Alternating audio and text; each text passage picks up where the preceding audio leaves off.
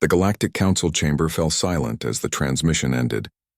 300 representatives from across the known galaxy stared at the holographic display, their various appendages, tendrils, and sensory organs trembling with disbelief. What they had just witnessed would reshape their understanding of humanity forever. Ambassador Zexthai of the crystalline hegemony was the first to break the silence, his voice resonating through his mineral-based vocal cords, like wind through mountain caves. "Replay the final sequence," he commanded, his faceted eyes reflecting the chamber's bioluminescent lighting. The hologram flickered back to life, showing the barren wasteland of Kepler 442c. The planet had been quarantined for 7 cycles after the discovery of it, the creature that had single-handedly decimated 3 separate colonization attempts. Military forces from 4 different species had tried to contain or eliminate what they now called the Omega-class entity. All had failed catastrophically. The creature stood 30 meters tall, a writhing mass of shadow and nightmare-given form. Its body shifted constantly between states of matter, part organic horror, part energy manifestation. Hundreds of eyes opened and closed across its surface like malevolent stars, while tendrils of pure darkness lashed out at anything that dared approach. The psychic screams it emitted could shatter minds from kilometers away, and its very presence seemed to drain hope from the universe itself. But there, at the base of this cosmic abomination, stood a single human. Dr. Elena Vasquez was unremarkable by galactic standards, barely 2 meters tall, possessing no natural armor, no psychic abilities, no enhanced physical capabilities that characterized the galaxy's apex species. Her environmental suit was standard issue, her only weapon a basic sidearm that would be useless against such an entity. By all logical calculations, she should have been reduced to atoms within seconds of approaching the creature. Instead, she was walking directly toward it. "Computer, analyze human vital signs during approach," ordered General Krex of the Vorthon Empire, his forearms crossed in a gesture of bewilderment.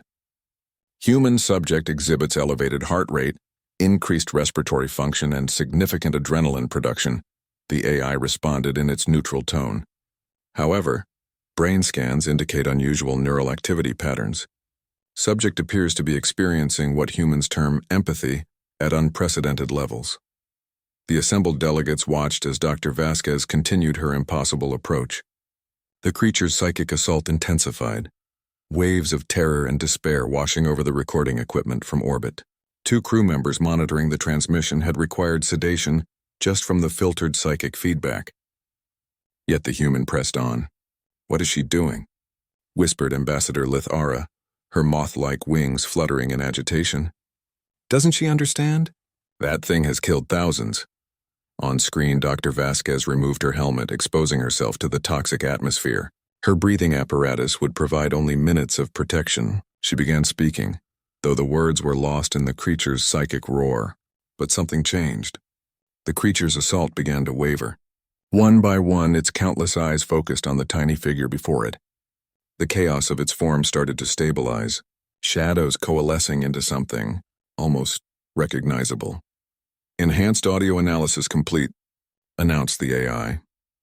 "Human subject is speaking in what appears to be a children's lullaby from Earth's cultural database." Dr. Vasquez continued forward, her voice growing clearer as the psychic storm subsided. She was indeed singing, a gentle melody about distant stars and peaceful dreams.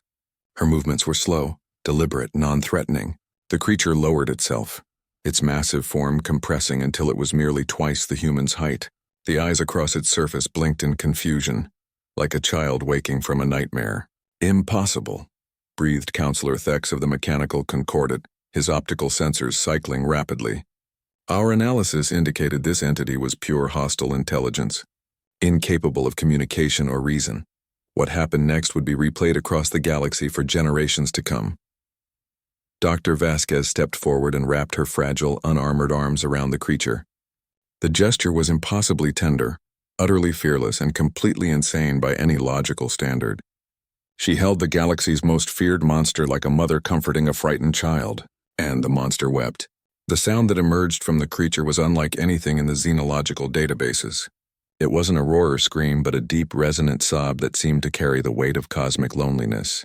Tears of liquid starlight fell from its eyes, and for the first time since its discovery, The entity's form became completely still.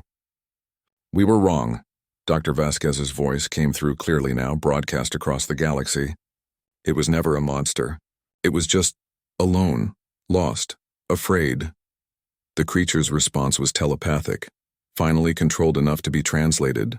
Its thoughts reached every mind in the system: gratitude, relief, and an overwhelming sense of recognition. It had been trying to communicate all along, but its psychic abilities were too powerful, its emotional state too chaotic. Every attempt at contact had been perceived as an attack. It had been calling for help. In the council chamber, 300 of the galaxy's most sophisticated minds struggled to process what they had witnessed. Every military protocol, every xenological theory, every assumption about threat assessment had been shattered by a single act of inexplicable compassion.